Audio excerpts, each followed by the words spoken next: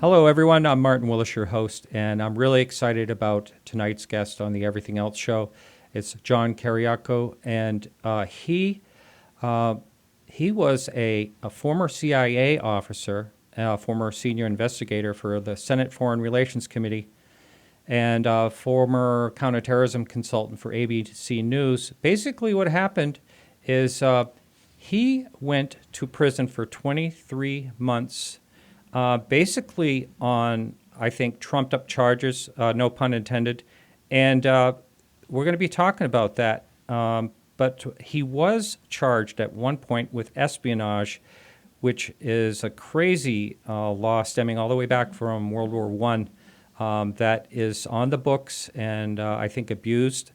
And so some of you may think this is a controversial show, but it's stuff I want to talk about. So dag nabbit, I'm going to talk about it. And how you doing, John? Welcome to the show. I'm doing well, Martin. Thanks for having me. And I actually watched a great show that you were in. It was called Silenced, a documentary. And I remember that's when I first contacted you, and you were nice enough to actually get back in touch with me. And I thought that was great. And what an excellent movie. I suggest anyone that's interested in this topic watch that. Thank you. You know what? It's still available on Netflix, even though it's been out for 4 years now. It's still on Netflix and iTunes and Amazon. And we were actually nominated for an Emmy last year. Really? Wow. You know, the people that are in that show, I wanted to talk about also in this. There was Jeslyn Radek, Tom Drake, people like that, well, Tom, went through pure hell as well. He was lucky he didn't get sentenced and charged like what happened to you.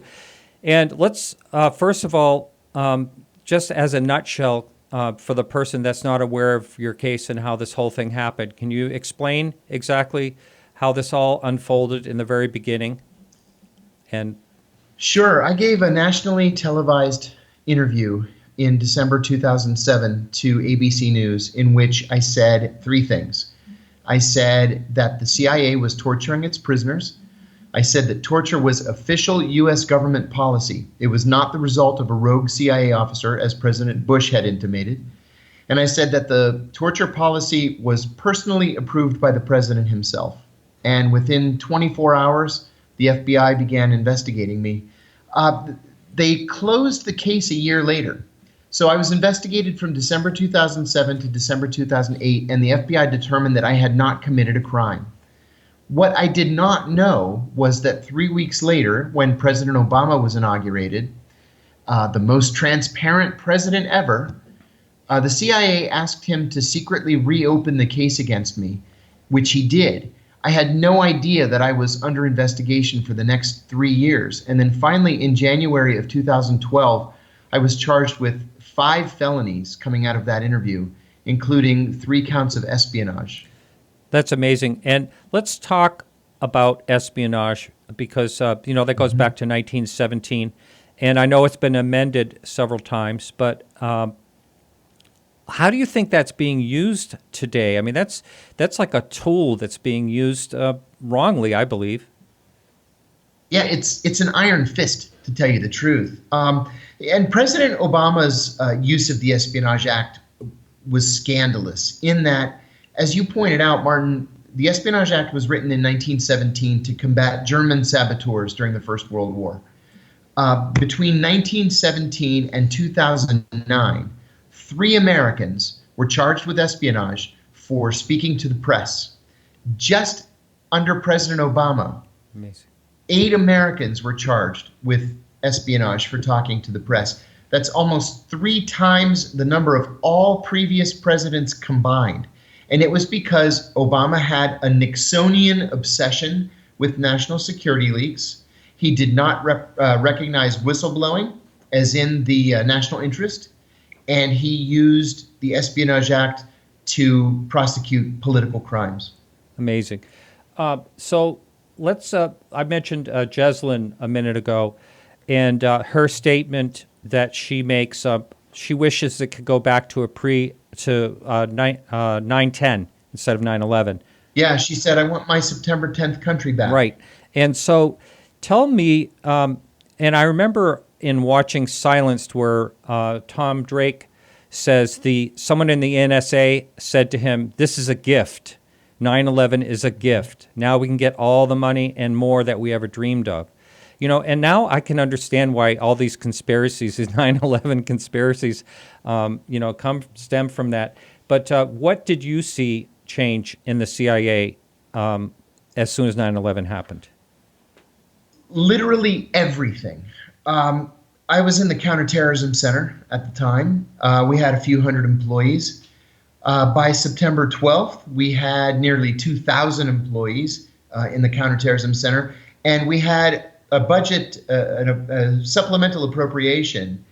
I can't tell you the actual number because it's still classified, but it just the supplement dwarfed the counterterrorism center's actual budget.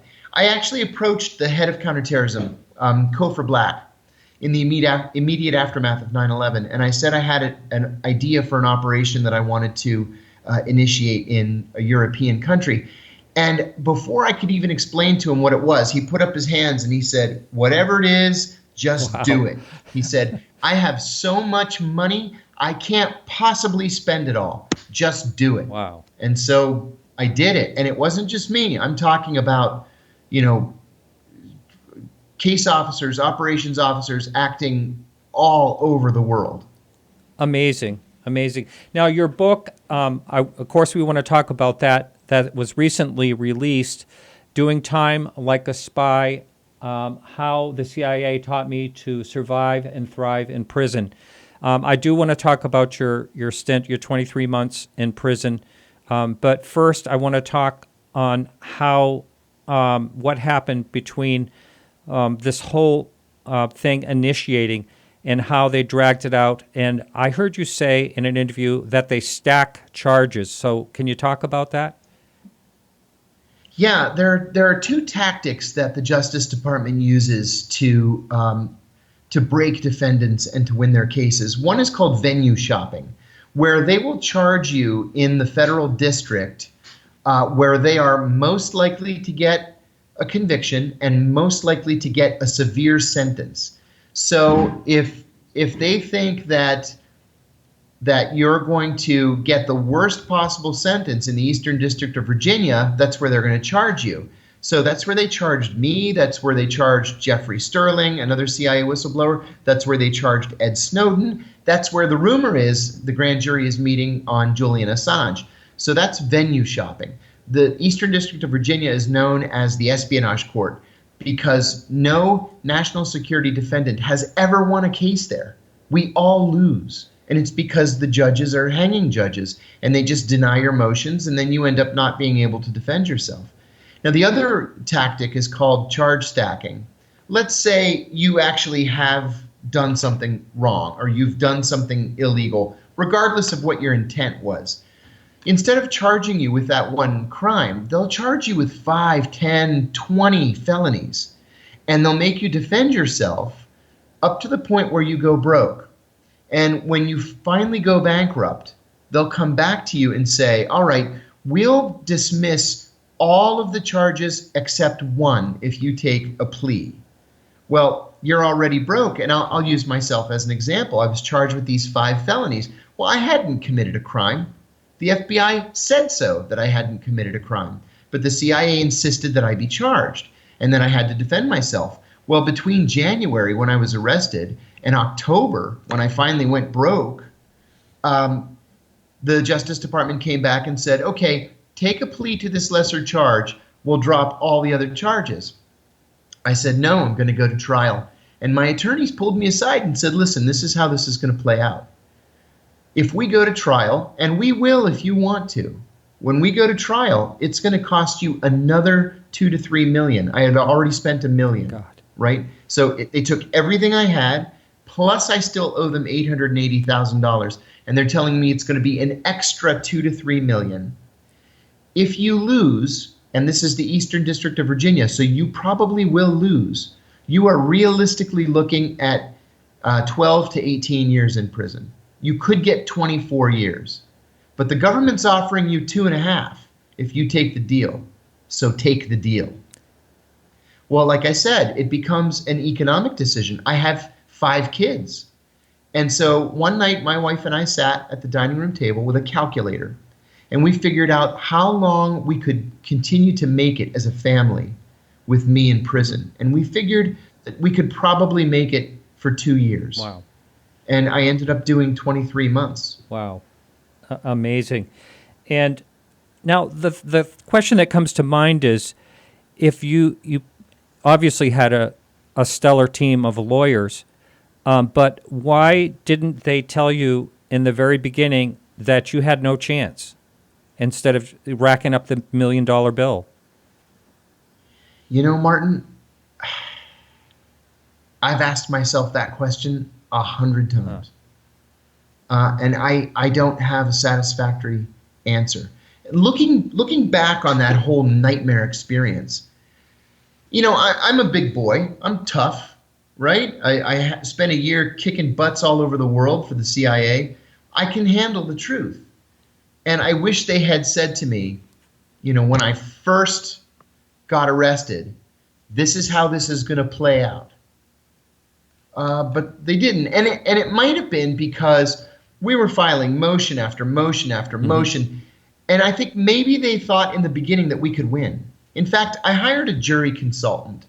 I didn't even hire him. He volunteered to help me. He's the uncle of a very dear friend. And he had been O.J. Simpson's jury consultant. He was George Zimmerman's jury consultant and William Kennedy Smith. So serious, like A-list criminal cases, right? So he flew up to Washington, and we got him a security clearance, and he went through all of the discovery that the Justice Department had sent us.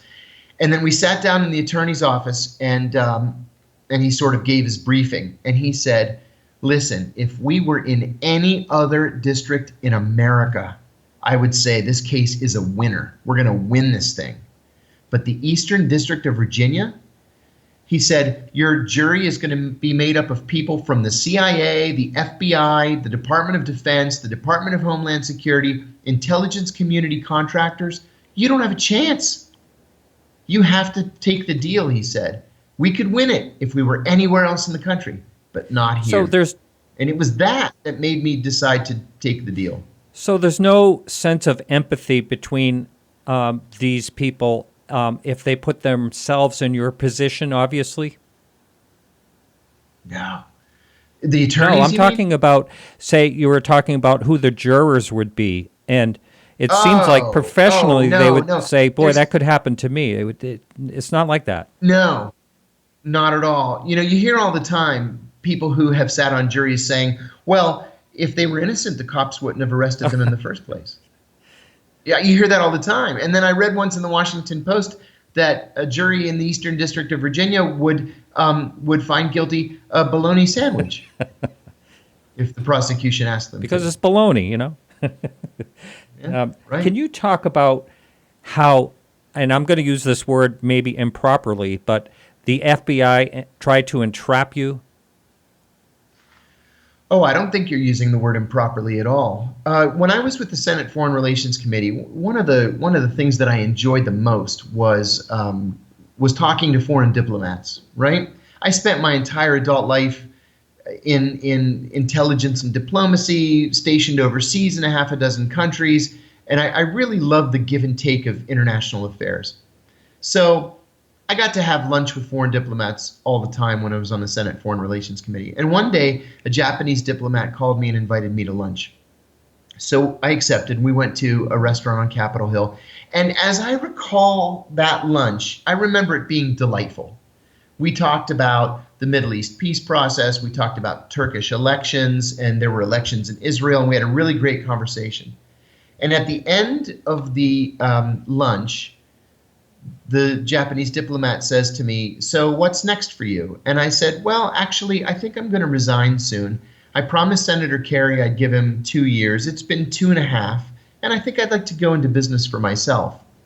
And he got very animated, and he said, no, don't do that.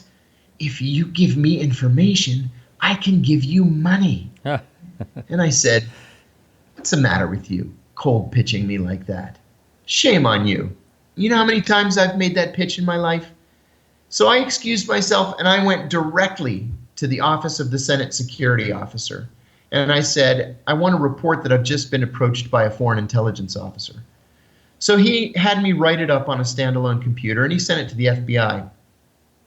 So the FBI, a day later, sent 2 young agents up to interview me.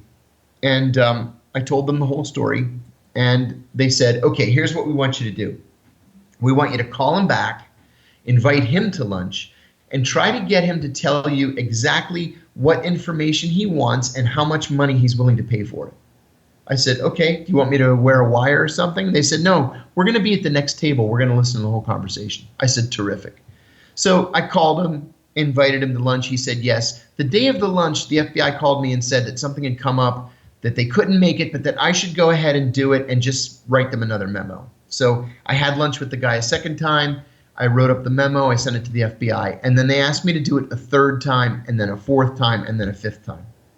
And finally, in the fifth lunch, the guy told me that he had been promoted, that he was given his dream job, and he was going to be the number 2 in the Japanese embassy in Cairo. So I congratulated him. I shook his hand, never saw him again. A year later, when we get discovery from the Justice Department, we get these documents showing that there never was a Japanese diplomat, that he was an FBI agent, and he was trying to get me to commit real espionage. And I kept foiling them because I was writing them these memos that contained a blow by blow by blow of the entire conversation. Finally, after the 5th try, they decided that I was not going to commit espionage, and so they dropped the case. And I said to my lead attorney, why would they do something like this? And he said, because they have a shit case and they know it's shit. And so that's why I decided to fight. They were setting me up, and I was going to fight them. That's such an unbelievable story. I mean, that they would actually do that. It's $3 million of the taxpayers' money they spent to investigate me and put me in prison. Is society really better off? Was that $3 million money well spent? Crazy. Now, to your knowledge, had they tried any other tactic to entrap you like that?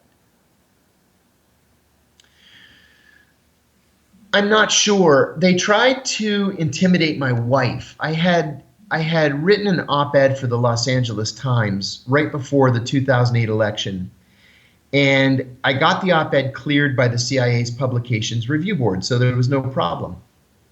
And in this op-ed, I said that whoever's elected president, whether it's Barack Obama or John McCain, they really need to pay attention to relations with Latin American countries because the Iranians are.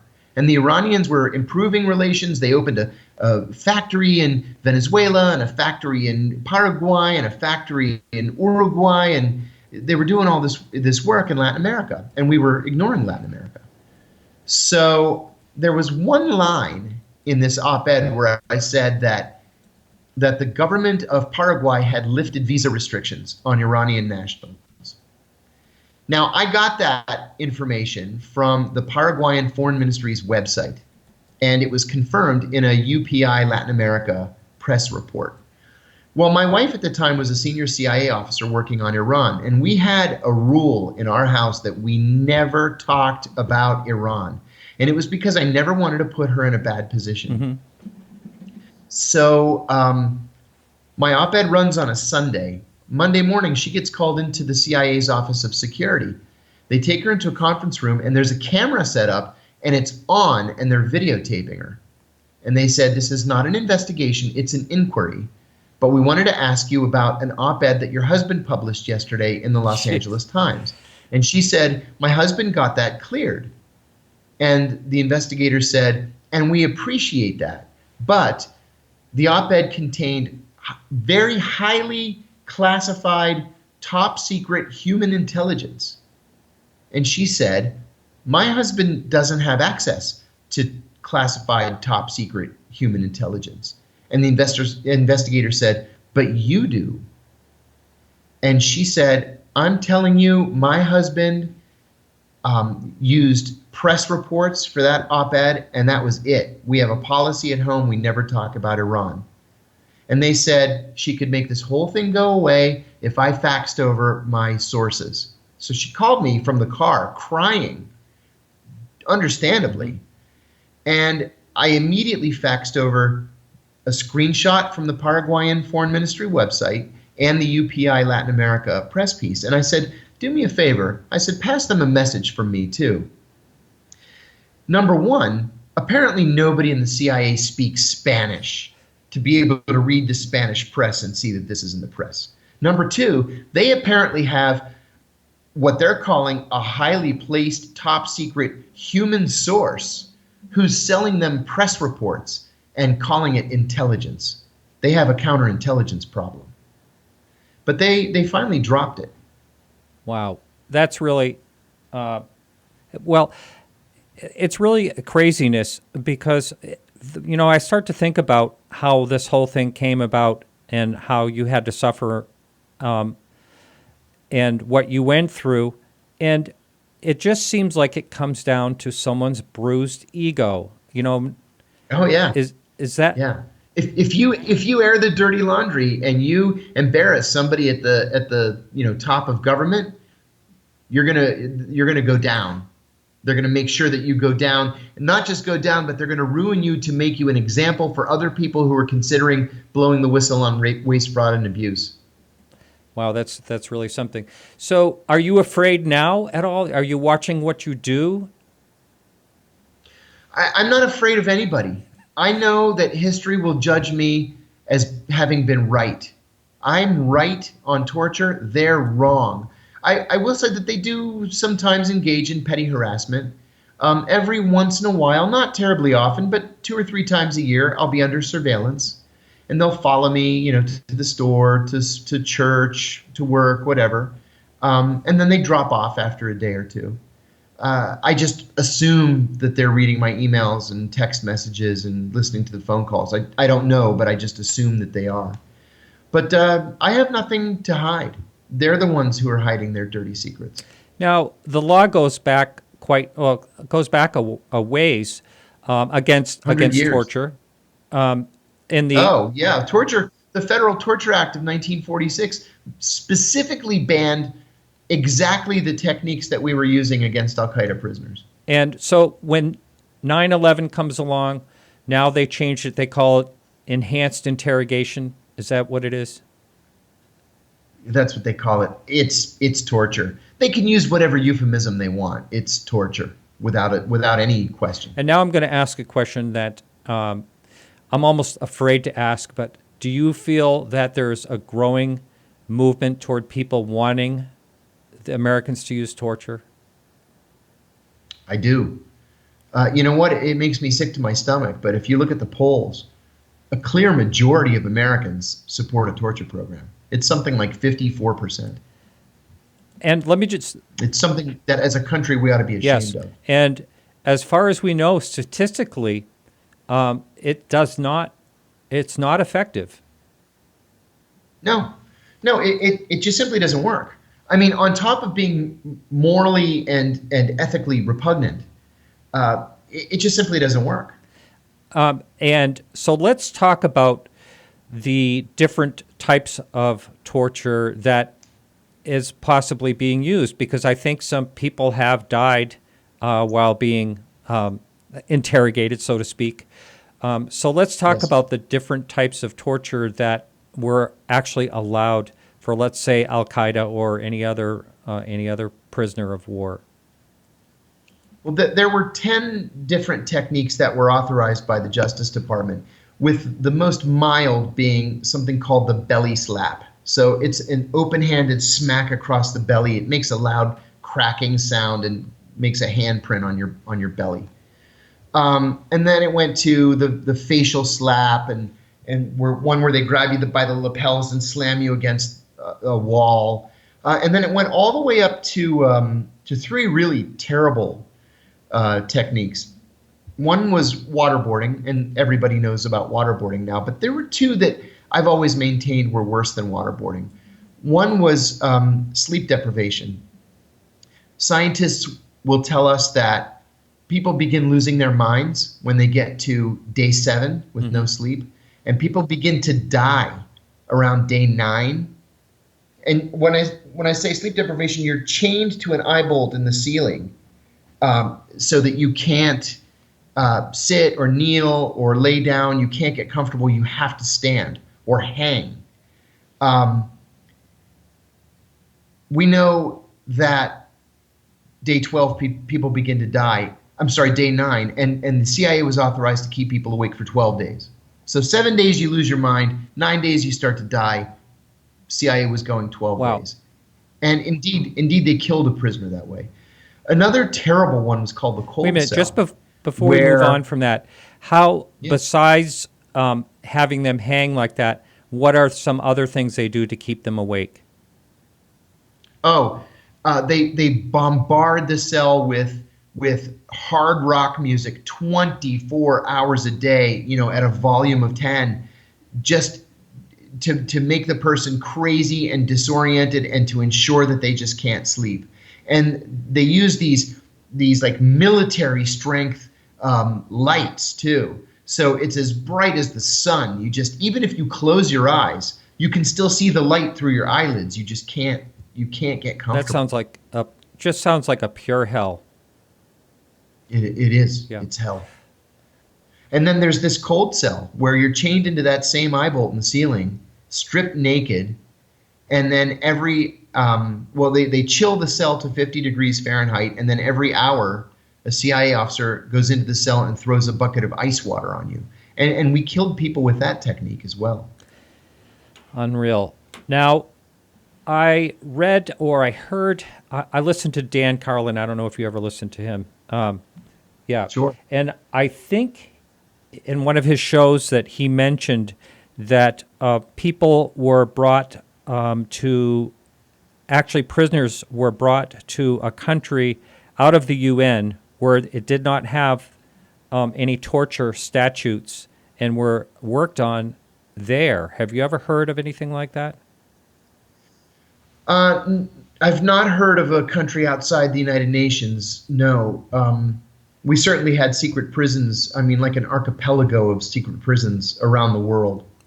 Okay, when someone is enhanced interrogated, as they say, how do they monitor it? I heard you say something about, it has to be done a certain way, but how are they kept in check so someone just doesn't go berserk and kill someone? That's a good question. And they were supposed to monitor it. They had physicians from the CIA's Office of Medical Services there to act like Dr. Mengele to make sure that you're still healthy enough to keep torturing you. And they were supposed to keep check on each other as they were being tortured. But people went overboard, and there are at least 3 prisoners that we know were killed by CIA officers or CIA contractors. And I've seen numbers of as many as 18 who were killed in CIA custody. So this check and balance didn't really work very well. I can't imagine being having the mindset to torture someone and not empathize with how it must be like. It must take a certain type of person, almost psychotic, or someone that just has little care for. Can you explain how someone can torture and walk away? Easily. A CIA psychiatrist once told me that the CIA actively seeks to hire people who have sociopathic tendencies, not sociopaths. Sociopaths have no conscience and easily pass a polygraph exam, but they're impossible to control. People who have sociopathic tendencies do have a conscience and so can be polygraphed, but they're comfortable working in moral, legal, and ethical gray areas. The problem is sociopaths are constantly slipping through the cracks, and it's because they can pass that polygraph exam.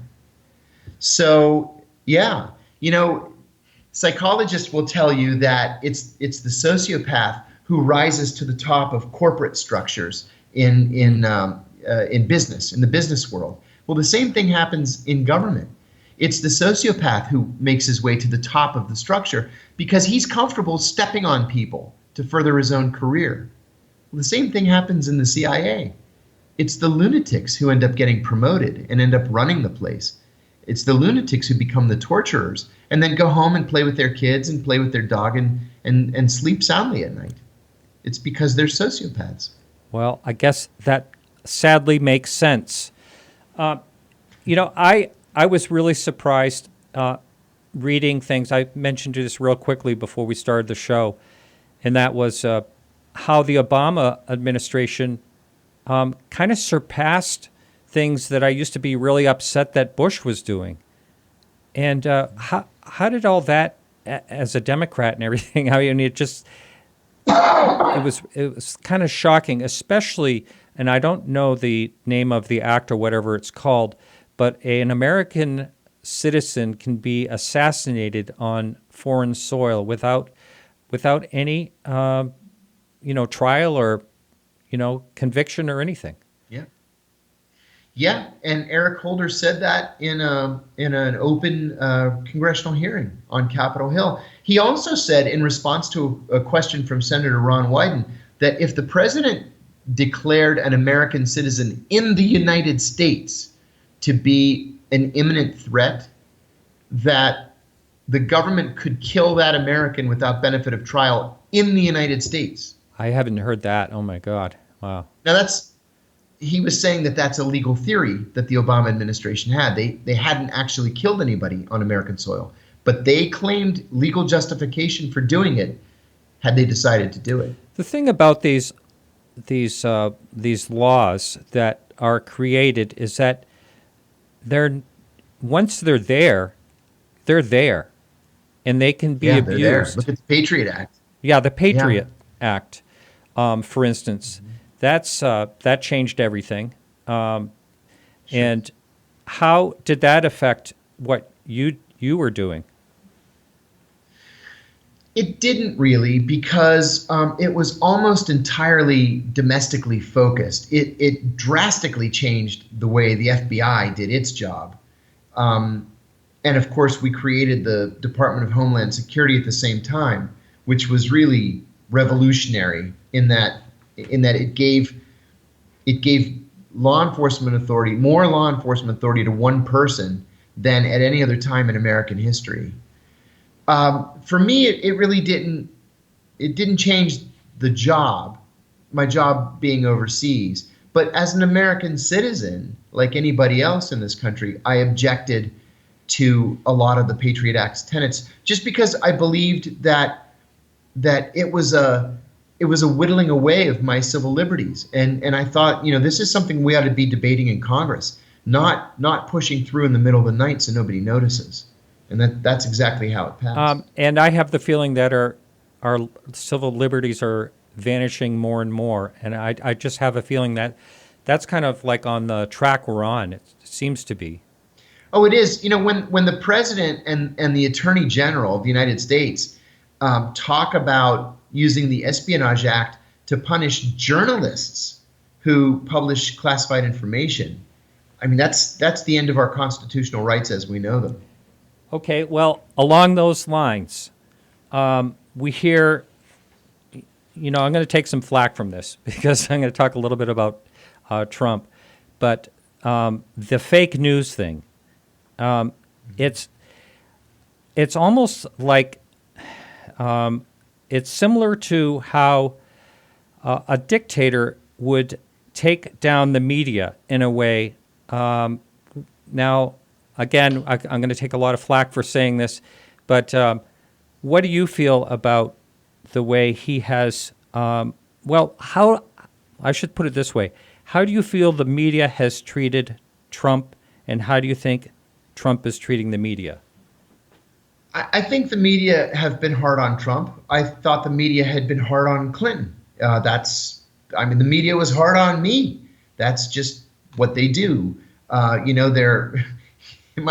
I was a little kid, my grandfather used to say that there are no worse people on earth than doctors and priests. And I would say, now that I'm an adult in my 50s, that there are no worse people on earth than journalists and attorneys. journalists, many of them are scumbags. They see it as their job to be scumbags, and I think that most of them actually are seeking the truth. There's probably a political bent one way or the other, to the left or to the right, just because they're human like everybody else is.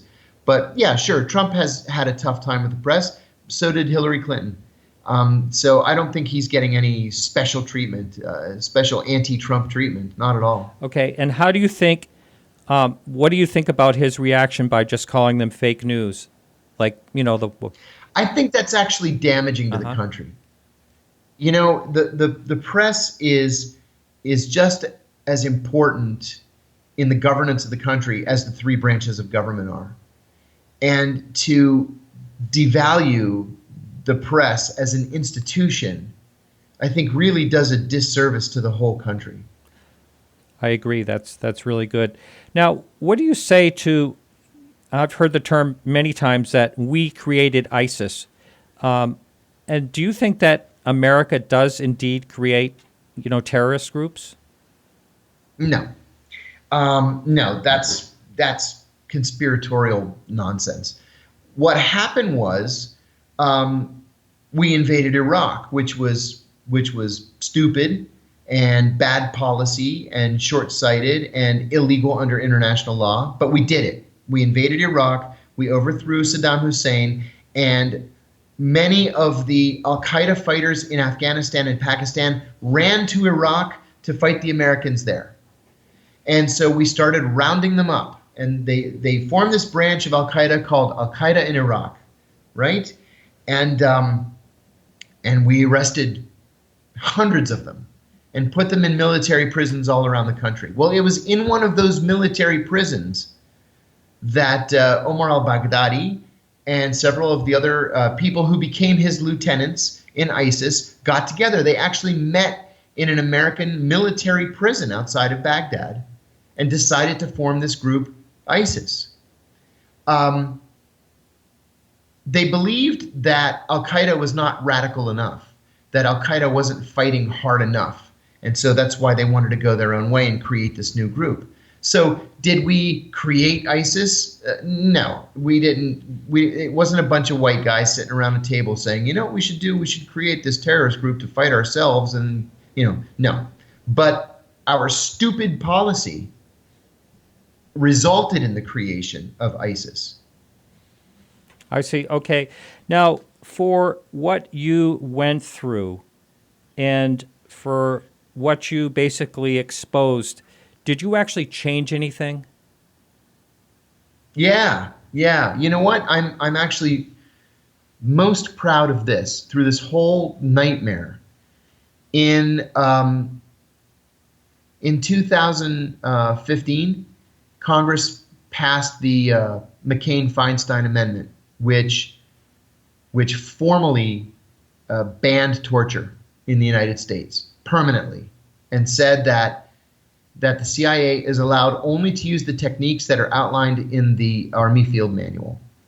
So, you know what? We weren't even having a national conversation about torture until I went on ABC News. And even though the price that I paid has been very high, that was all worth it, because now torture is illegal in this country. Could you talk about, I'm going to try to say his name right, Abu Zubaydah? Abu Zubaydah. Yeah, we believed in 2002 that Abu Zubaydah was the number 3 in Al-Qaeda. That turned out to not be true. He was still a bad guy. He was sort of a logistician for Al-Qaeda. He ran Al-Qaeda's 2 training camps in southern Afghanistan. He ran the safe house in Peshawar, Pakistan, called the House of Martyrs. He could procure passports and travel tickets and whatever it was that al-Qaeda fighters needed to either get in or get out of Afghanistan. He was the guy that you went to. But he never formally joined Al-Qaeda. So in March 2002, I was the chief of counterterrorism operations for the CIA in Pakistan, and I led a series of raids that resulted in the capture of Abu Zubaydah and many dozens of other Al-Qaeda fighters. Abu Zubaydah was the first high-value target that we had captured. And it was on Abu Zubaydah that we began the torture program.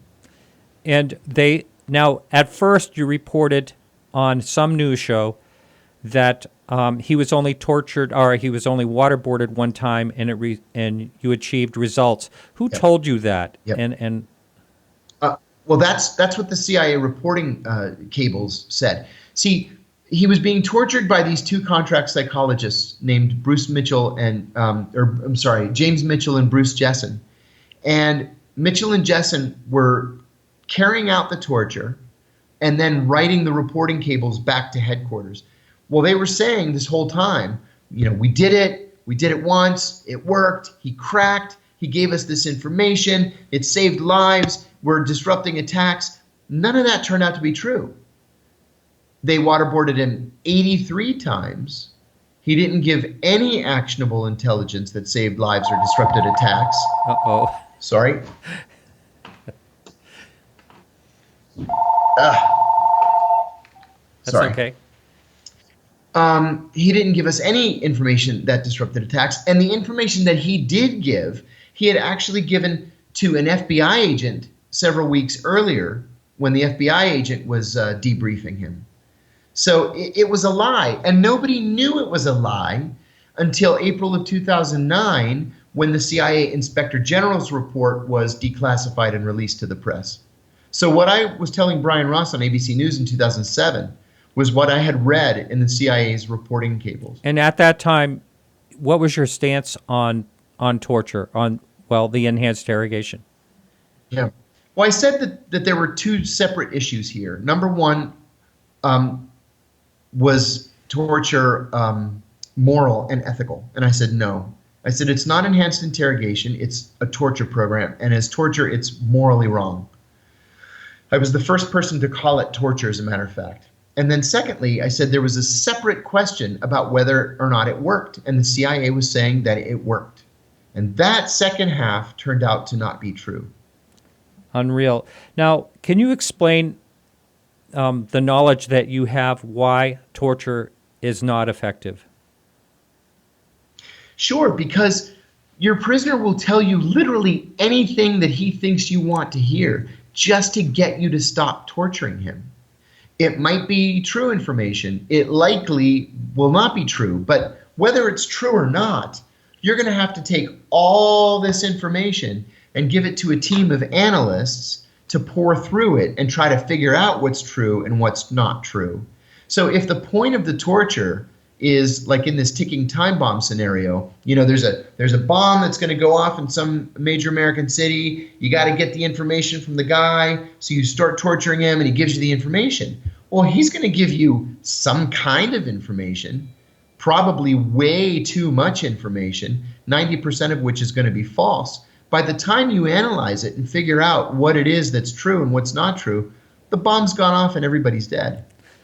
Wow. What was the exact charge that was the felony that gave you the 23 months? And I know you had to take it as a plea bargain, so I'm not saying that you actually did it, but what is the charge? Oh, it's okay. It was violating the Intelligence Identities Protection Act of 1982. I confirmed the name of a former colleague to a reporter who never made the name public. But and even though that happens in Washington like all the time, including in today's Washington Post, they decided to prosecute me for that. And this was actually an overt, right? It wasn't a covert. It was an overt. Someone that had retired? No, that was one of the charges that was I got dropped. it. Okay. They tried to charge me for outing an overt employee, and it's like he's overt. He's on LinkedIn as a CIA employee. He gave a speech at James Madison University as a CIA employee. So the judge actually threw that charge out. Wow. Now, you must really go under a lot of emotional stress, depression, all that. Can you explain what you were going through? And was it the unknown that was the worst part of it? Oh, yeah. It's the unknown that does you in. Aaron Schwartz was arrested, and they did charge stacking with Aaron Schwartz, too. He was one of the founders of BuzzFeed. And they charged him with something like 20 felonies related to internet fraud or wire fraud or something for accessing it's some hacking related charge. Well, the poor guy was like 25 years old, 26 years old. He's just been charged with 15 or 20 felonies, and he went home and blew his brains out. And a reporter asked me if I was surprised, and I said no. The way they charge you with these multiple felonies, and you're looking at 75 years in prison, 100 years in prison. I'm surprised more people don't kill themselves. When I was first charged, I was looking at 45 years in prison. Well, I'm 52 years old. I was 48 years old at the time. Looking at 45 years in prison, that's a death sentence. But that's the point. They want you to face a death sentence so that you take a plea and they get a conviction. That's how they get promoted. That's how they get budget increases. So that's the way they do it. Do you think, going back to the topic I shouldn't talk about, but do you think in today's world with the present administration that anything would be different in what happened to you? This may sound crazy to you, but yeah, I do. There's a lot to criticize Jeff Sessions about. Mandatory minimum sentencing, drug sentencing, the use of private prisons. I think he's a terrible attorney general, but he did not have this laser-like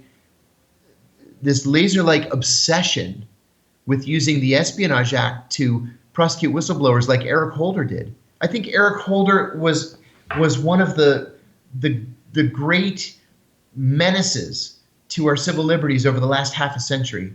I think honestly, and I say this from the bottom of my heart, I think Eric Holder was one of the worst attorneys general in American history in terms of taking away our civil rights and our civil liberties. Wow. So there's a lot of rhetoric coming out of the Trump White House about these issues, especially as they relate to journalists. But no, I'm not seeing investigations initiated by the Trump administration against whistleblowers. Now, not yet anyway. At one time, or I thought at the beginning of Obama's administration, that he was encouraging whistleblowing. Did you ever hear that? Well, the sad truth is during the Obama administration, we passed a Whistleblower Protection Act, but it specifically exempted national security whistleblowers from coverage. So Barack Obama not only did literally nothing in terms of the law to help whistleblowers, he actively pursued whistleblowers for prosecution. And how many whistleblowers that you're aware of when it comes to national security while he was in office? 8. Wow. And prior to that? None. Wow. Yeah. 0. In history, 0. Well, you know what? I take that back. The Nixon administration tried to charge Daniel Ellsberg with espionage. The 70s. But the case fell apart. Right. So one in American history. Amazing. Now, I do want to talk about what prison was like for you in just a minute here, but I also want to ask you your thoughts on two different people. First of all, Chelsea Manning, recently released, I believe, very recently, right? Yeah, on the 17th, I think it was. And so and what were your thoughts? I'm thrilled. I'm thrilled for Chelsea Manning. One of the last things I did before I went to prison was I tweeted that I had fought as hard as I could, and I just couldn't fight anymore. The president elected not to give me any kind of relief, but that I hoped he would give Chelsea Manning some kind of relief. And he did, finally. Chelsea Manning, I think, was the victim of torture. Solitary confinement, as practiced in the United States, has been declared as a form of torture by the United Nations. And not only did Chelsea Manning spend long stretches of her 7+ year sentence in solitary confinement, but she did so with forced nudity. And that was meant just to humiliate and to control. So it's a wonderful thing that she got out of prison. Okay, and the next one is Edward Snowden. Oh, I think Ed Snowden is a bona fide American hero. We would have no idea that the government was spying on us had Snowden not not told us that. When I was in prison, I wrote Ed an open letter that was published in the was published everywhere, but it started in the Huffington Post, and then I followed it up with a private letter. We share several attorneys and have some mutual friends, so I passed him this private letter with some lessons that I learned in my own experience. The most important of which is don't come home. You're charged in the Eastern District of Virginia. You will not get a fair trial. They will try to lock you up in a prison for the rest of your life. Why don't you take that call and see if we can get a good question out of it? Oh, no, it's not my house. No, that's okay. It's not a big deal. So has he actually communicated with you through the lawyers? Yes. We never put anything in writing. Our messages are all verbal. Right. I agree. I've said that a few times and kind of had people harshly disagree with me that I think it's a really good thing that he's exposed. I personally, I understand there's national security, and I understand that we're in really strange times, but I also think that the truth should be known, especially when it comes to what you mentioned earlier, our civil liberties, vanishing. It should be known. And so in that case, maybe there were some things that maybe he shouldn't have exposed. I don't know. But Yeah, we don't have to agree with absolutely everything he did. Like, for example, I want the NSA to intercept Angela Merkel's cell phone. That's what NSA is supposed to do. Every country does that to every other country. And if it gives us a leg up in, treaty negotiations or business negotiations, then that's great. But we have to look at the bigger picture of what he did. And what he did was positively patriotic. We should celebrate him for it. I agree. Now let's talk about the people out there that have done either exactly what you have done or done. I know there was a movie called, what was it, Dark 30, or I'm trying to remember the name. Zero Dark 30.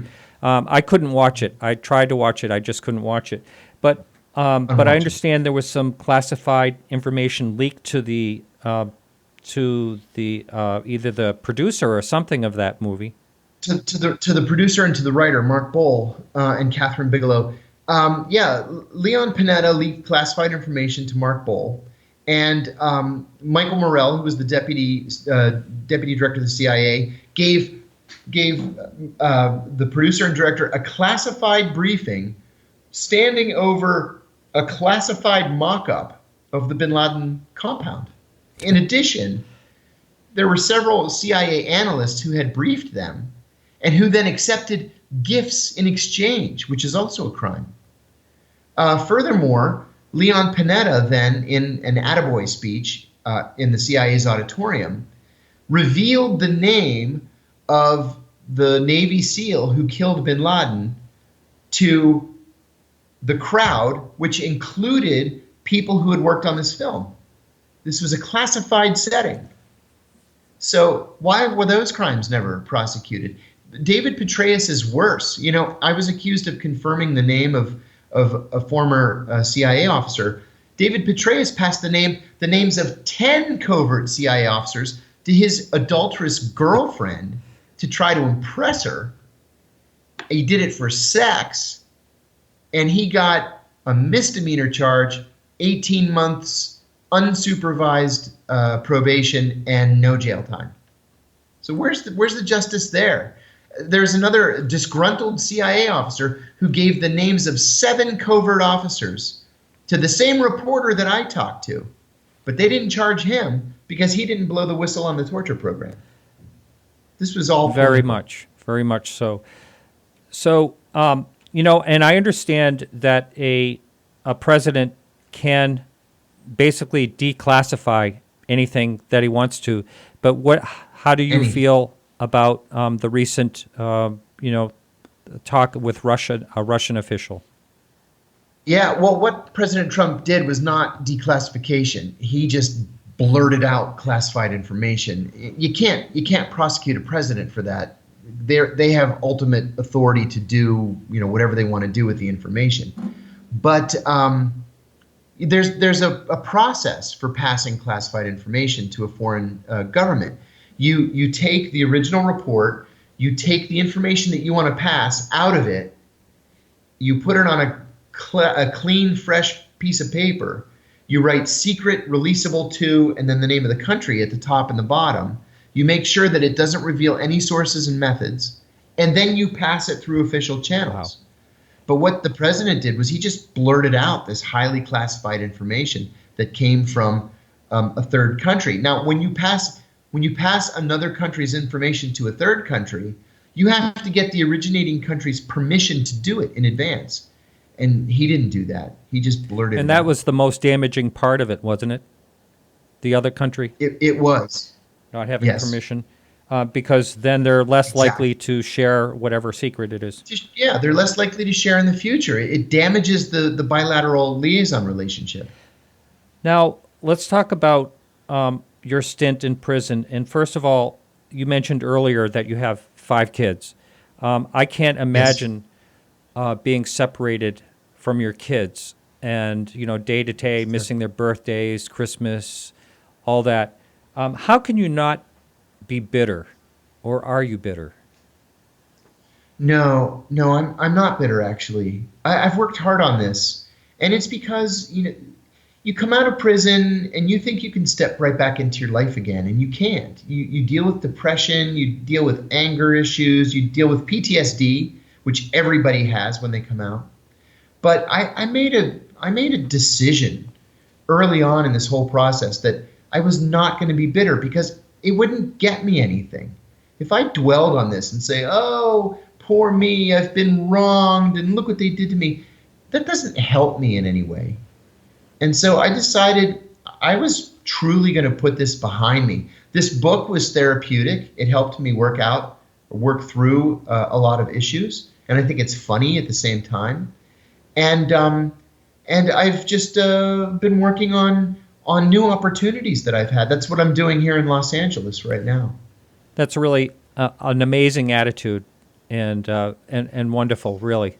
I think it's great. Thanks. Nelson Mandela did it, and Martin Luther King did it, and Mahatma Gandhi did it, and these guys were all giants. And I thought when they said that they weren't bitter and that they forgave, they were telling the truth. And I thought I have to do the same thing. I have to forgive and forget and move on. And so that's what I've done. Now, when you went off to prison that day, you thought you were going to have, I forget what they call it. It's sort of like the white-collar prison. Yeah, it's a minimum security work camp. Work camp, right. And that's where you thought you were going. But yeah, the judge ordered that I go to a work camp, minimum security. And at a camp, there are no bars on the windows. There's no barbed wire. The doors are not locked. You're free to come and go as you please. You're just on your honor not to abscond. And so when I got to the prison, I turned myself in. The prison guard started walking me around to the back of the actual prison, which is across the street from the camp. And I said, no, there's a mistake. I'm supposed to be at the camp across the street. And the guy chuckled and said, not according to my paperwork, you're not. And so it took me 5 days before I got access to a phone. And I called my attorney and I said, hey, they put me in the actual prison with the murderers and the pedophiles and the drug kingpins. What do I do? And he said, oh my gosh, well, it'll take us, we could file a motion, but it'll take us 2 years before we get a hearing, and you'll be home by then. He said, I'm sorry, you're just going to have to tough it out. And so that's when I decided I was going to use my CIA training to make sure that I was safe and to keep myself on the top of the social heap. And that's exactly what led to the writing of this book. All right, and I do want to talk about that. The story of how I do want to talk about that, but now, why couldn't your attorney contact the judge and say, "Hey, you ordered him for this, prison, this low security prison, and why is he why was he put on the other side of the road? Why?" As it turns out, judges can only make recommendations to the Bureau of Prisons. The Bureau of Prisons has ultimate authority, and so they just elected to ignore the judge's recommendation. That's another thing that just doesn't seem right in any way to me. Yeah. Yeah. A lot of injustices. So, and, you know, I think about what you mentioned earlier, all these different people that actually did more of a crime than you did. And it just makes me angry, I got to tell you. You know, that they could just, because of this torture thing, that this is how you were treated. Now, let's talk about what it was like being in prison and how you did survive using your CIA skills. Yep. Yep. So what was that like? Yeah. Well, first of all, let me ask you this. Because you were CIA, was that a good thing or a bad thing when you were walking into prison? Well, I wasn't sure in the beginning. It turned out to be a good thing, and it was a good thing because of the kindness of one other prisoner. There was a prisoner, an Italian, who was associated with an organized crime family, who had followed my case in the New York Times and read in the Times that I was being assigned to Loretto. And so he took it upon himself to go to all of the Italians in prison. And I mean, we had the boss of the Gambinos, we had the underboss of the DeCalvacantes, we had the top captain of the Bananos. These were serious organized crime figures. Wow. So he went to each and every one of them, and he explained to them the difference between an FBI agent who's a cop and a rat, and a CIA officer who's a hero and is working overseas to protect us from terrorism. And so once they understood the difference between the FBI and the CIA, I was welcomed with open arms. Wow. So how did you actually have an easy time all along, or did that take a while before? You know, you are constantly battling depression and boredom. So, you know, there were challenges along the way. Only once did I have a challenge from another prisoner, and I took good care of him, as you'll see in the book. But it was the guards. The guards are sadistic bullies, and much of their behavior is criminal, and I mean that literally, which I also document in the book. So it was the guards that were far, far more dangerous and more of a problem than any prisoner was. Yeah, just like in the movies, right? There's always that. Now, Yeah. Can you give some examples of Yeah. some of the things that you would consider illegal that they were doing? Well, I was in prison for 5 days, and I was called to the lieutenant's office. And when I got there, the two cops in the Special Investigative Service showed me a picture of another prisoner. They said, "Do you know this guy?" I said, "I don't know him, but I met him last night." "Oh, what'd you say to him?" I said, "I told him, Ana Sharaf bin Meriftek. It's nice to meet you," in Arabic. "Well, what did he say to you?" I said, "He told me, Tasharaf bin Meriftek, back to you. You know, it's nice to meet you too." I shook his hand, I walked away. And they said, "Well, after you met him, he called a number in Pakistan, and they told him to kill you." And I said, "Please, I could kill this guy with my thumb." And they said, No, don't do that. We've been looking for a reason to ship him to another prison. He's the uncle of the Times Square bomber." I said, "Okay." They said, don't do anything." I said, "Okay, that's fine." So I walked out. Well, every time I pass this guy in the hall, I'm giving him the stink eye, and he's giving me the stink eye back. But the more I thought about this, the more it didn't make any sense, because the Times Square bomber was Pakistani, and this guy was an Iraqi Kurd. And they don't speak Arabic in Pakistan. They speak Urdu, Pashto, Sindhi, Punjabi. So this didn't make any sense to me. So finally, I walked up to the guy outside on the yard, and I put my hands up. I said, "Hey, I mean you no harm. I got to ask you a question. Have the cops said anything to you about me?" And he said, "Yeah, they told me that after we met, you called a number in Washington and they told you to kill me." Unreal. So I went to the law library and researched this, and this is a felony. It's a Class D felony, and it's conspiracy to incite violence in a federal facility. They wanted me to kill this guy, or they wanted him to kill me, or they wanted both of us to hurt each other trying to kill each other. for their own sick pleasure. So when I reported this in a blog, and this blog, of course, is in the book, it's a part of the book, the press went wild. CNN drove up to the prison, 60 Minutes came to the prison, everybody's beating up the warden to try to get a comment. So the warden promised that there would be an investigation. And as you might guess, there was. And it was an investigation of me and how I got that blog out and got it to the Huffington Post. Unreal. Now, did you have like a constant connection to the outside as far as, right? Yeah, my attorneys. Your attorneys. Yeah, Mm-hmm. My attorneys. I put everything in legal mail. I sent it all out to my attorneys, and they made sure it got to the right reporters. Wow. Now, how about people coming to see you? Did you have like supporters come, colleagues and things? Oh, yeah. A half a dozen CIA officers, a couple of NSA people, a judge, an FBI agent. I actually had trouble juggling all the visits because you're only allowed 4 visits a month. And I wanted to see my wife and kids once a month. And so we had to like pair visits. Like a friend from high school would visit at the same time a friend from college would, or a friend from my hometown would visit along with a friend from the CIA, even if they didn't know each other. And that way I could see everybody that wanted to see me. How did your wife and kids, how did they handle this? Must have been very hard. It's hard, but my wife is just, she was a rock solid supporter. She was just so tough and so certain that we were in the right. She stuck by me through those really awful days.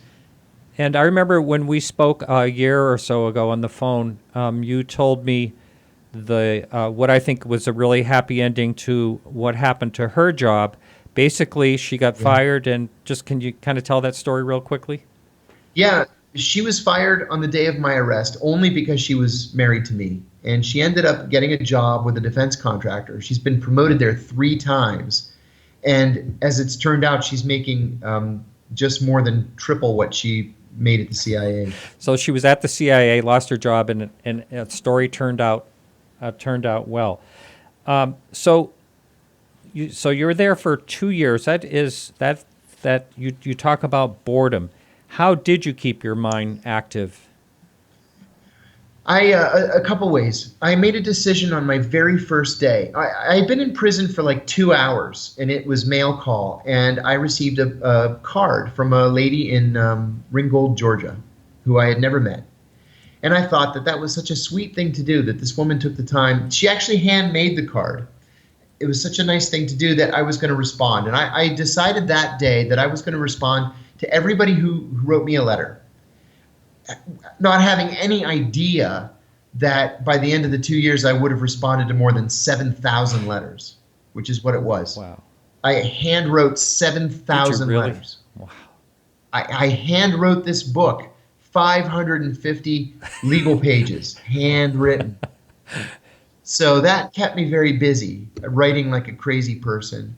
And then just to keep my mind sharp, I read constantly. I had never read more books in my life than I read in those 23 months at Loretto. And every single day, I forced myself to do the New York Times crossword puzzle.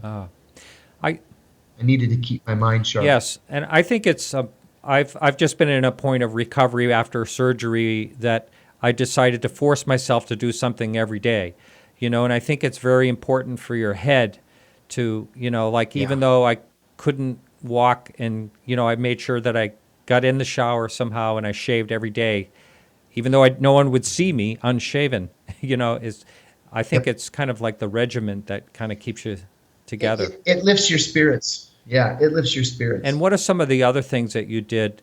So let's talk about your interactions. You mentioned the Italians, so you had them on your side. Yeah, they were my closest friends. So, you don't go to prison to make friends. I actually made like 3, like true friends, 3 people. But rather than make friends, you engage in strategic alliances. So my strategic alliances were with, the Italians, the Aryans, the Crips and the Bloods Wow. when it was necessary. I actually had very good relations with the Crips and the Bloods and with their shot callers. And then there were people that you just weren't going to get along with or didn't want to. Number one, pedophiles. I had nothing, literally nothing to do with pedophiles. Wouldn't speak to them, wouldn't touch them, nothing whatsoever to do with them. Understandably, It sickened me. And you know, the Latin drug gangs, they're in their own little world and they're so divided. So we had, like, you know, the Borrachos, the Norteños, the MS-13, the Latin Kings, the Mexican Mafia, and then they have factions within their gangs. You know, it's best just not to mess with that and not to engage. And so I kept my distance. Did anyone in prison think that you were an opportunity to get to be able to speak to a CIA force? Oh, yeah. And in what ways? Well, the problem was they were lunatics. Okay. Yeah. Yeah. One guy told me that he needed for me to broker a meeting for him with the CIA because he commanded a group of intellectuals that had a militia, and he wanted to be installed as president of Iraq. And I said, listen, I know you're the guy who poops in the shower all the time. Right? I know it's you. Everybody knows it's you. Secondly, I hear the announcements calling you to the psychiatrist's office. I know you have mandatory psychiatric treatment. So no, I'm not going to freaking broker a meeting for you with the CIA. Okay. Lunatic. Yeah. But were there... I got that every once in a while. But were there people that thought they may get the inside scoop from you? Oh, Yeah. Always. But they were always very conspiratorial, you know. The CIA had done everything from Area 51 to, shooting that Malaysian plane down to beaming waves at their heads. It was everything. The CIA was behind everything. You know, squelching the cure for cancer, faking the moon landing. All that, huh? I got it all. Now, Yeah. so what did you learn by being in prison as far as, let's talk about reform? Is it non-existent? Yeah, the prison system, the whole judicial system is utterly broken. It's racist. It's xenophobic. It divides and ruins families. There's no rehabilitation. There's no education. There's no job training. We have 5% of the world's population in this country and 25% of the world's prison population. That's right. And so, you know, we are light years behind our European allies on these reform issues, light years. And God knows it's only going to get worse with Jeff Sessions as Attorney General. Do you think the reason that the prison population is so high is because of re-entries, because of no reform things? Yeah, I do.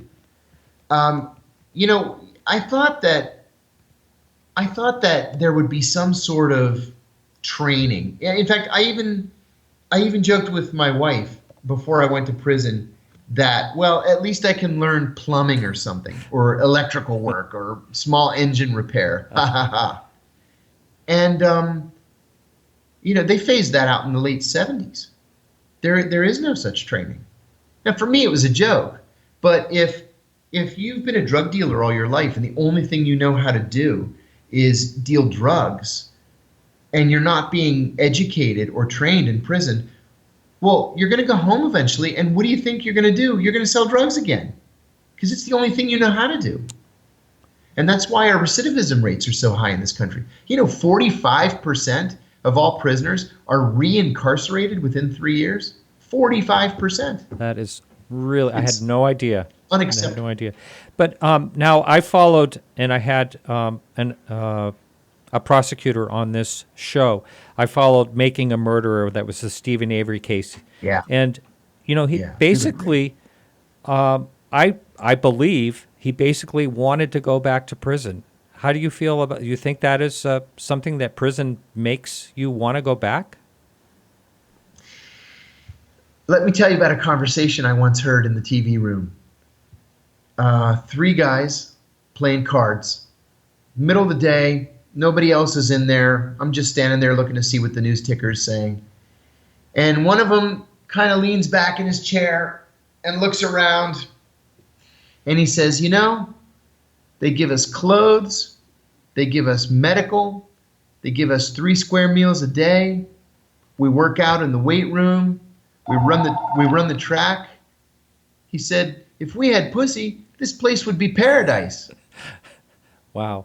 And you, And I thought, wow. A lot of people feel that way. yeah, I've heard that, you mentioned what is it called? PSD?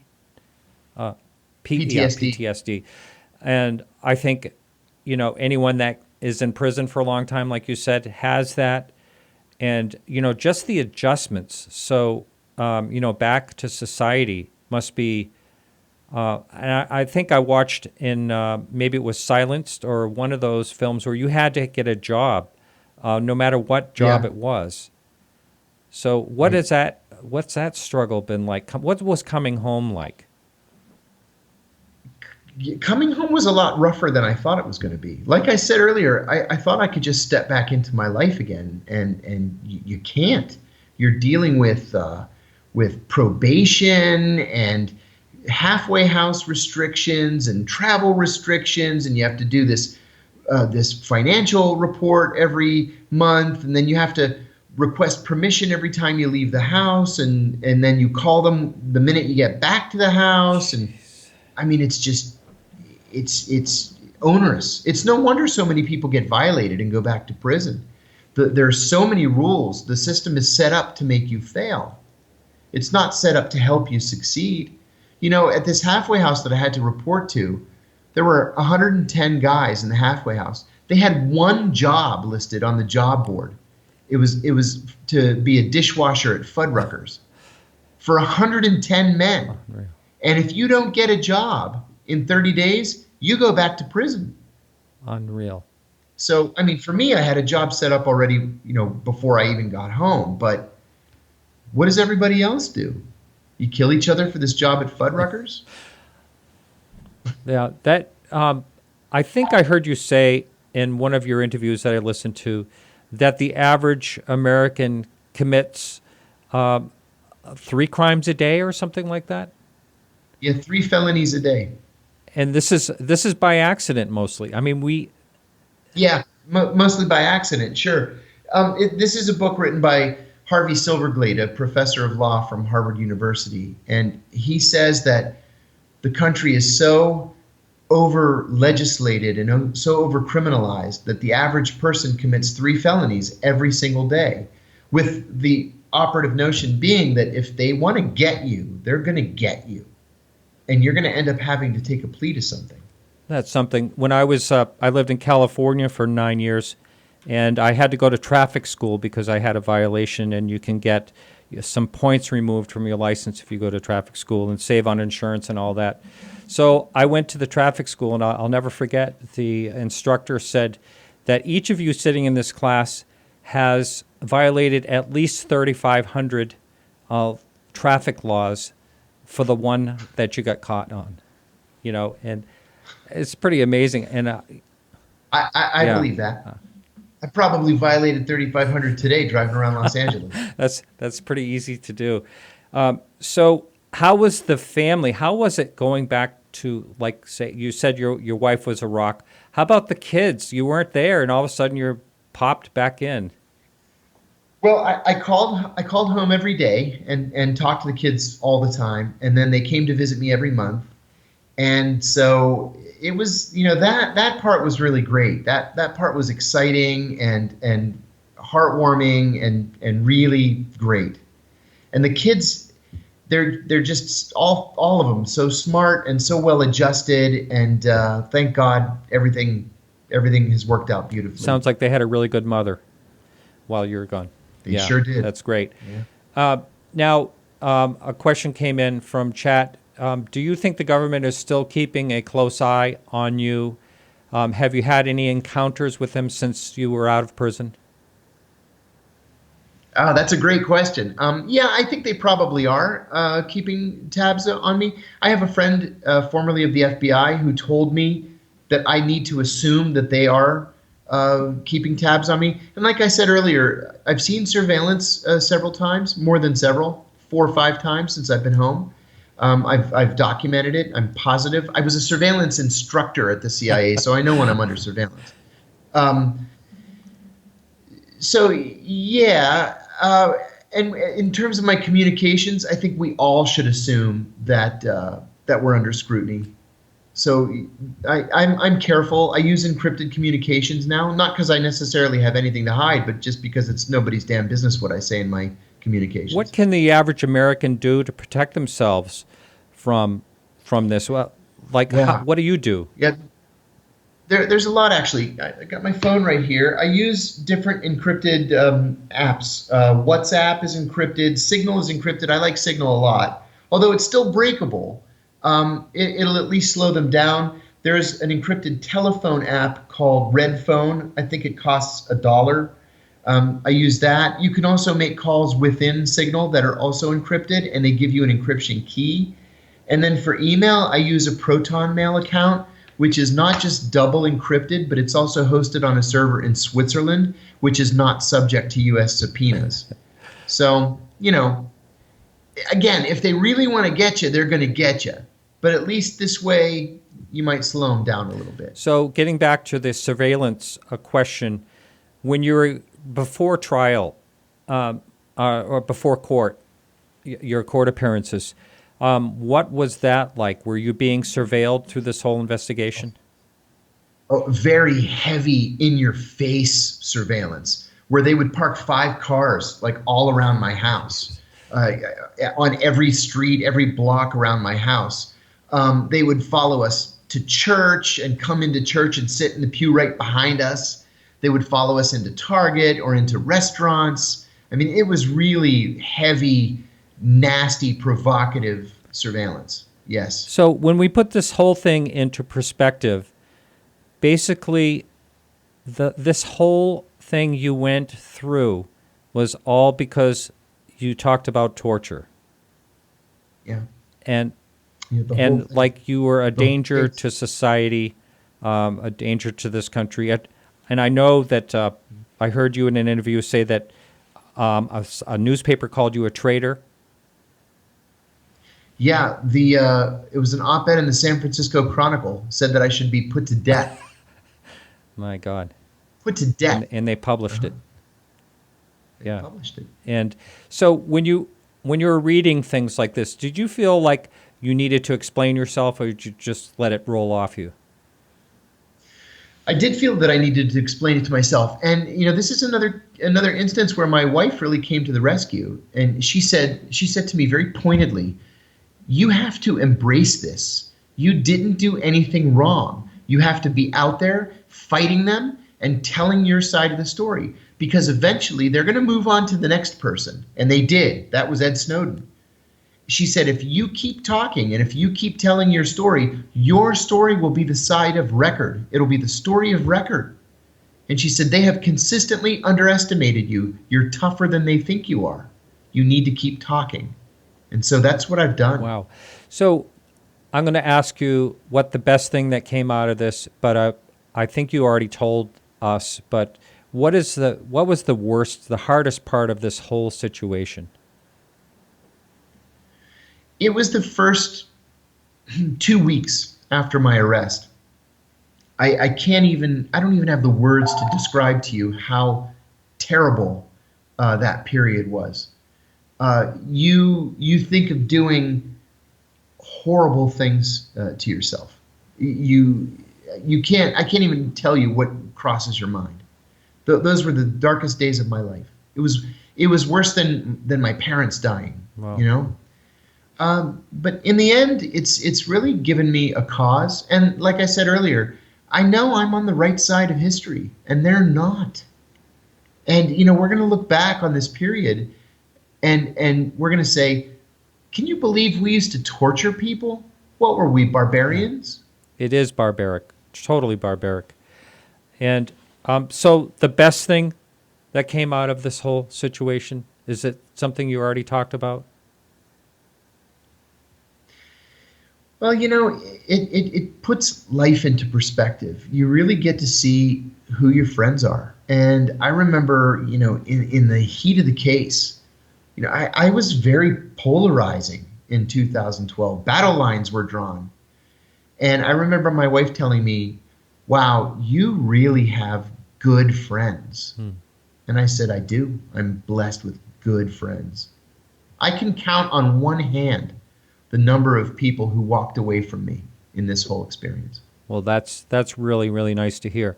Tom Drake, his story is absolutely amazing to me as well. Are you still in touch with him? Oh, yeah, close touch. In fact, I spoke with him this morning. That's Yeah, Tom's been a great, great source of support for me. We do a lot of good work together. Oh, that's really great. And how about Jeslyn? Yeah, I'm in regular contact with Jesselyn as well. She now leads the it's called the Whisper program, the whistleblower and source protection program at exposefacts.org. And just for a little backstory on that, she actually was a whistleblower. Yeah, she was at the Justice Department. She was the Justice Department's ethics officer, and she was fired because she recommended that John Walker Lind be read his rights when he was arrested in Pakistan. And I understand there was some missing files and all that. Yeah, she had documented all the back and forth between herself and her superiors and the FBI, saying that John Walker Lind, as an American citizen, had to be read his rights and had the right to counsel and the right to remain silent. And when she went back to the file, it had been destroyed. Someone had gone in and just destroyed the whole file to cover it up. It's unbelievable. So your book, what can someone expect to read in your book? Well, it's a combination of things. It's kind of in some places it's a serious political sciencey look at the judicial system and prison reform. But I'm told it's very funny. I'm proud of that. I think it's very funny. I actually still laugh out loud on one chapter every time I read it, and I've read it, a million times, and I wrote it because I experienced it, and it still makes me laugh. And it also includes the Letters from Loretto blog series that won me the Penn First Amendment Award, one of the big four literary prizes in America. So I think people will like it. The reviews have been fantastic, and not only have the reviews been great, but we completely sold out of the first edition. Really? In the first 5 days that it was on the market, and on Friday, the publisher ordered another 3,000 copies to be printed. So it's actually back ordered now on Amazon. I think they're gonna get the copies tomorrow or the day after. But yeah, it completely sold out. That is Crazy. exciting. So what do you think the future is for yourself? I will never work in Washington again. I'm essentially persona non grata in Washington, but I'm here in beautiful sunny Los Angeles because I do have a future in Los Angeles. I partnered with Oliver Stone. We sold a TV series together to the History Channel that's in development now. I partnered on another show for AMC Network with Alec Baldwin, and I pitched a third show today to 3 different production companies. I hope to sell it in the coming week or so. So I think my future is in television. People are intrigued by my case. They like my writing. I have 3 books that I've published now, and I think this is where my future is. Well, I think that's wonderful. And if you look at the big picture, this would never be if you never went through what you went through. Yeah, that's right. It's odd the way things work out, but yeah, you're exactly right. And I'm almost wanting to ask you if you could change anything. Would you change it? Yeah, I would have hired an attorney before blowing the whistle rather than after. When you hire an attorney after you let the cat out of the bag, you are reactionary. You have to react to everything. I wish I had had an attorney first to advise me. Yeah, that's a really good point. Well, I want to thank you so much, and you have actually a website, which is your name, right? Yeah, it's www.johnkiriakou.com. JOHNKIRIAKOU.com. And the book is Doing Time Like a Spy. Excellent. So everyone, you can order that book on Amazon. It's back ordered, but more copies are coming. And how about Kindle? Will it be on Kindle? Yes, Kindle was supposed to be released last Tuesday, and it's going to be tomorrow. Excellent. John, thank you so much. It's been a real My pleasure pleasure. speaking to you. Thank you, Martin. Thanks All for right. having me. Okay, take care. Bye-bye. Bye-bye. All right, everyone. So that is it for the show. Thanks so much for listening. And hang in there just one second. Next week, we have, I'm just trying to Mark Stanley. Mark Stanley is a musician with an amazing story. He will be here next Monday. Thanks so much for being here for the show today, and we'll be back next week.